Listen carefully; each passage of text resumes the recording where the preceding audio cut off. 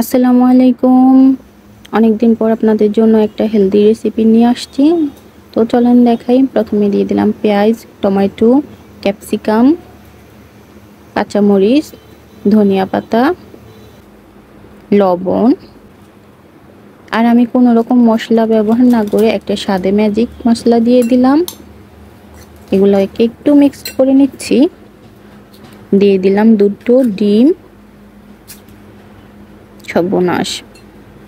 আবারও ভালোভাবে নেড়েচেড়ে মিক্সড করে নিব।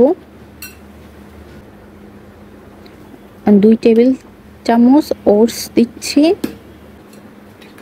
এখন আবার ভালোভাবে নেড়েচেড়ে মিক্সড করে নিব। মিক্সড করে নিয়ে এটাকে আমি 10 মিনিটের জন্য রেস্টে রেখে দিব। এখানে দিয়ে দিলাম 1 টেবিল চামচের মতো বাটার। একটু ভালোভাবে কড়াইয়ের সাথে নেড়েচেড়ে দিচ্ছি। এখন ঢেলে দিব ওটসগুলা।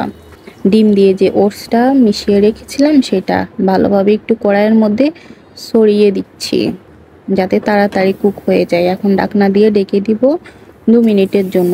এই পর্যায়ে আগুনটা একদম লো টু মিডিয়াম ফ্লেমে থাকবে।